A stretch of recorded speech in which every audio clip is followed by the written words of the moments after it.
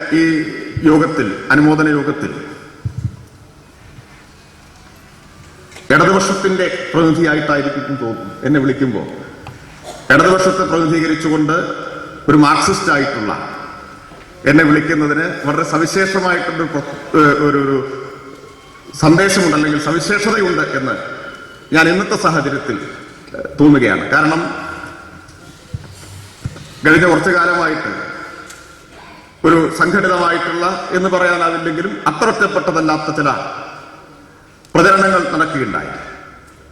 വിശ്വാസത്തെ സംബന്ധിച്ചെല്ലാമുള്ള തർക്കങ്ങളുണ്ടായി. ഞങ്ങൾ മാർക്സിസ്റ്റുകാരായിട്ടുള്ള ഞങ്ങളെപ്പോൾ ഒട്ടേറെ പേർ വിശ്വാസികളല്ല എന്നത് ഞങ്ങൾ ആരും മറച്ചു വയ്ക്കുന്നില്ല. പക്ഷെ അതേസമയം ഞങ്ങൾക്കൊപ്പം നിൽക്കുന്ന ബഹുഭൂരിപക്ഷം വിശ്വാസികളാണ്, ഈ നാട്ടിലുള്ള മഹാഭൂരിപക്ഷവും വിശ്വാസികളാണ് എന്നും ആ വിശ്വാസികളോട് തികഞ്ഞ ആദരവ്, ആ വിശ്വാസത്തോട് തികഞ്ഞ ബഹുമാനമാണ് ഞങ്ങൾക്കുള്ളത് എന്നും പറയാനും യാതൊരു മടിയുമില്ല. എത്രയോ തവണ അക്കാര്യങ്ങളെല്ലാം ആവർത്തിച്ചിട്ടുള്ളതാണ്. അപ്പോ ദൗർഭാഗ്യകരമായിട്ടുള്ള ചില പ്രചരണങ്ങളാണ് നടന്നത്. വിശ്വാസവും മാർക്സിസവും ഒത്തുപോകുന്നതല്ല എന്നെല്ലാമുള്ള. എന്നാൽ അങ്ങനെയല്ല ലോകത്താകെയുള്ള അനുഭവങ്ങൾ. വിശ്വാസികളായവർക്കും വിശ്വാസികളല്ലാത്തവർക്കും, വ്യത്യസ്ത രാഷ്ട്രീയ പാർട്ടികളിൽ പെട്ടവർക്കും വ്യത്യസ്ത വിശ്വാസങ്ങൾ പുലർത്തുന്നവർക്കുമെല്ലാം യോജിക്കാവുന്ന, സഹകരിക്കാവുന്ന സാമൂഹിക പ്രവർത്തനത്തിന്റെ ചില തലങ്ങളുണ്ട് എന്നാണ് ഈ ഇവിടെ വരുന്നതിലൂടെ ഞാൻ മനസ്സിലാക്കുന്നത്. ഇവിടെ വരാനുള്ള ഒരു ക്ഷണം കിട്ടിയതിലൂടെ യോജിക്കാവുന്ന ഒട്ടേറെ തലങ്ങളുണ്ട്. ഇപ്പൊ അടുത്ത കാലത്ത് ഞാൻ പ്രതിനിധീകരിക്കുന്ന യുവജന സംഘടന നടത്തിയ ഒരു ക്യാമ്പയിൻ ലഹരിക്കും മദ്യാസക്തിക്കും എതിരായിട്ടുള്ളതായി.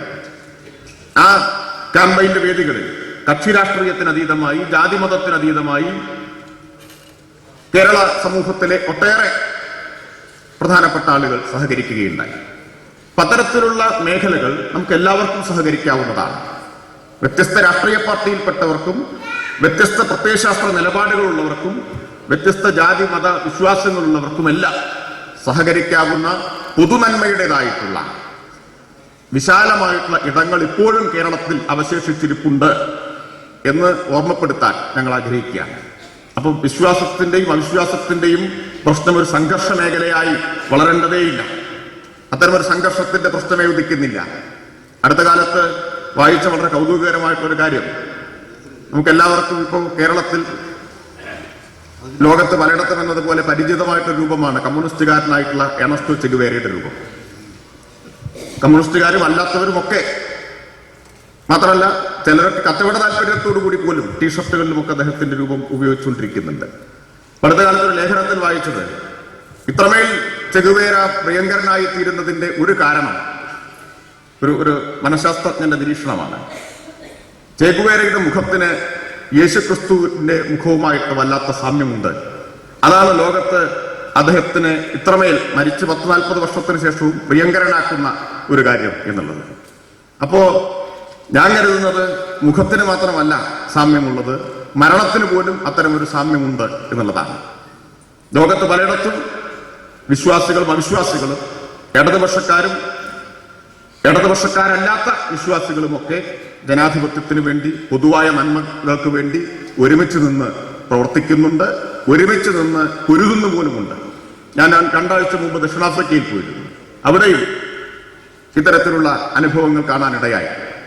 എങ്ങനെയാണ് വിരുദ്ധ പ്രത്യയശാസ്ത്ര നിലപാടുള്ളവർ പൊതുവായ കാര്യങ്ങൾക്ക് വേണ്ടി, ജനാധിപത്യത്തിന്റെ ഭാവിക്ക് വേണ്ടിയൊക്കെ ഒരുമിച്ച് നിൽക്കുന്നത് എന്ന്.